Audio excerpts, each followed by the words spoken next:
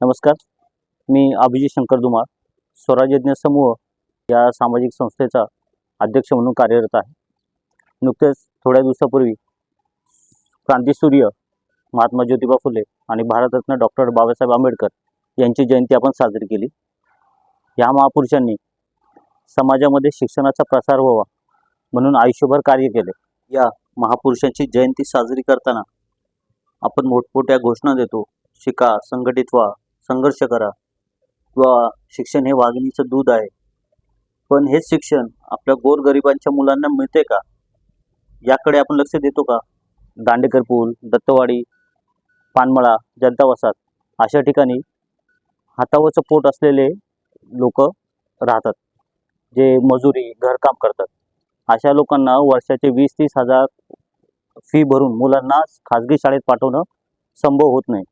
या लोकांसाठी महानगरपालिकेच्या काही शाळा आपल्या परिसरात आहेत, पण त्या शाळांमध्ये व्यवस्थित सुविधा नाही आहेत आणि शिक्षकांची संख्या कमी आहे.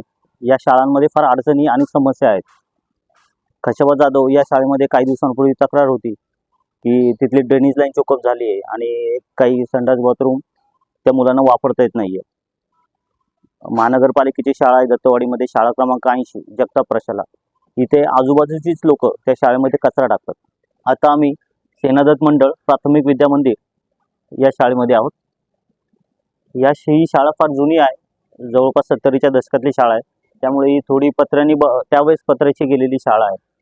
पण इथे काय होतं की या शाळेवर झाडाचा पाला पडून हा पत्र्यांवर तो पाला साचतो आणि आता मुलांची परीक्षा झाली आहे. जून महिन्यात जेव्हा परत मुलं येतील तेव्हा पावसाळा सुरू झालेला असतो आणि ह्या पावसाचं पाणी हे पत्र्यांवर साचून खाली शाळा ती गळते. म्हणजे ही गोरगरिबांची मुलं गळक्या शाळेमध्ये त्यांना शिक्षण घ्यावं लागतं. या शाळेची संस्थेची लोक शाळा बांधकामाचा विचार करतातच आहे.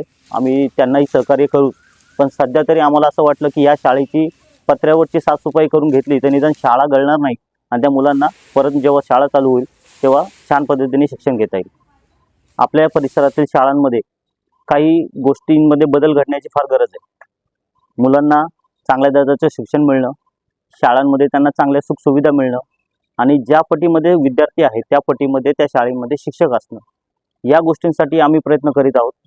भारतरत्न डॉक्टर बाबासाहेब आंबेडकर आणि महात्मा ज्योतिबा फुले यांना जयंतीनिमित्त स्वराज्यज्ञ समूहाकडून हीच मानवंदना की ह्या शाळांमध्ये सुविधा आणि शिक्षण चांगल्या दर्जाचं मिळावं. धन्यवाद. जय शिवराय. मावळ आम्ही, वादळ आम्ही.